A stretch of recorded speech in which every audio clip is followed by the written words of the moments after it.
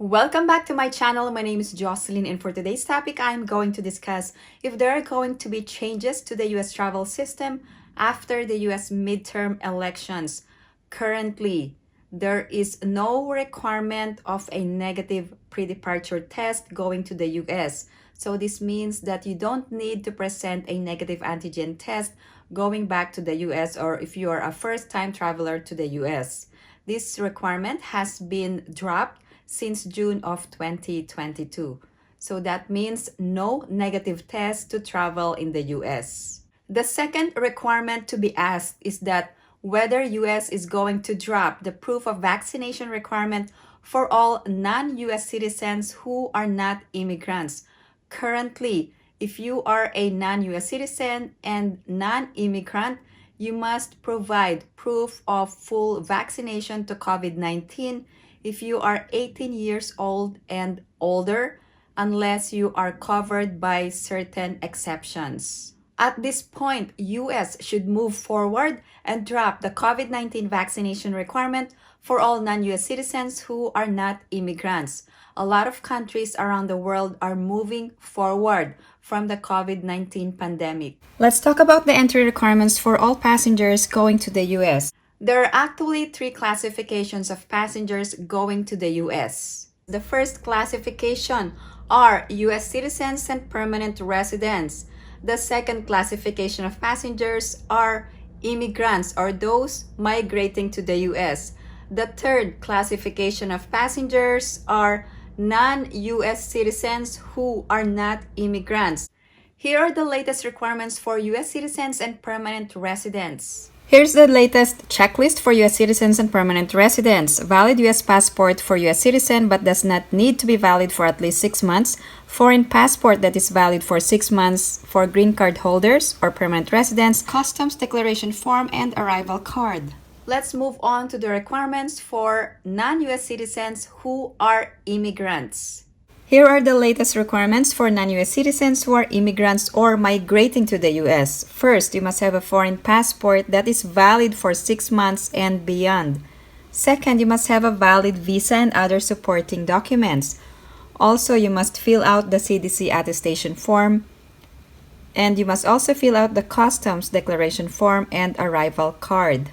The last type of passengers are non-US citizens who are not immigrants, and currently proof of vaccination will be required upon traveling to the US unless you are covered by certain exceptions. Here are the list of requirements for non-US citizens who are not immigrants or those holders of temporary visa. First, you must have a foreign passport that is valid for 6 months. Also, you must have a valid visa even for transit passengers. Proof of vaccination or covered exemption from COVID vaccination. Also, CDC attestation form, customs declaration form, and arrival card. If you are a non-US citizen, you must be fully vaccinated. However, there are exemptions. Children below 18 do not need to be vaccinated. Also, there are covered exemptions. I will discuss this later in this video. For non-US citizens who are not immigrants, booster shot is not required. Here are the latest approved vaccines when flying to the US. Here are the vaccines approved by the US FDA for single dose, Johnson & Johnson, and also Johnson & Johnson by the World Health Organization.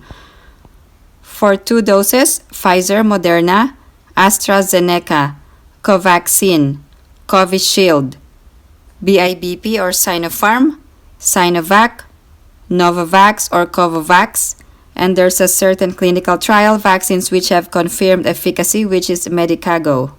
Also, let's talk about the requirement of being fully vaccinated for all non-US citizens who are not immigrants. There is a definition of a fully vaccinated individual. Foreign travelers must provide official vaccination documentation, and airlines will confirm that the last dose was at least 2 weeks prior to the travel date. There are also specific information regarding official documentation.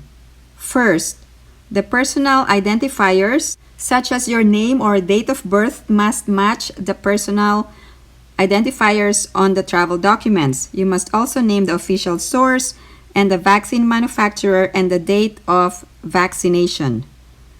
You must also prove that you are fully vaccinated depending on the type of vaccine that you received, whether it is a single dose or a 2-dose series of vaccine. Also, if you received mixed vaccines, you will also be considered fully vaccinated. If not, you will be denied boarding. Now, how the 14 days are calculated. Your last dose must have been given a full 14 days before the day you board your flight to the US. For non-US citizens and non-immigrants, here are the covered exceptions. That individuals are persons on diplomatic or official foreign government travel.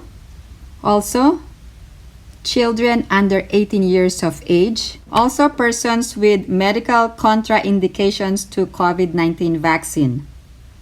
In addition, participants in certain COVID-19 vaccine trials, persons issued a humanitarian or emergency exception, also persons with valid visas except B1, B2 who are citizens of foreign country with limited COVID-19 vaccination. Also members of the U.S. Armed Forces or their spouse or children under 18 years of age.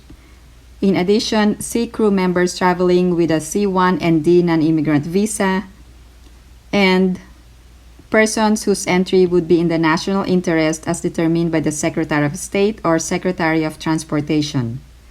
Now, if you fall under any of these exceptions, you will be required to attest that you are exempted from the requirement to present proof of being fully vaccinated against COVID-19. Even if you're exempted but you plan to stay in the US for more than 60 days, you will have to attest that you will arrange to become fully vaccinated within 60 days of arriving in the US, unless you are not allowed medically or too young to get vaccinated. Now, who needs to fill out the CDC attestation form? US citizens and permanent residents are not required to fill out the CDC attestation form. This is only required for non-US citizens who are not immigrants, and these are for passengers 2 years old and above. There are actually 5 pages to the latest CDC attestation form, and it has an expiration of December 31st, 2022. If you have any other questions or comments, please post them down below and I will get back to you as soon as I can.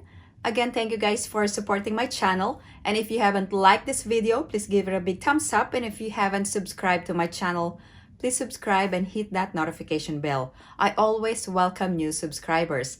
Thank you guys for watching. I hope everyone is staying safe and have a great day.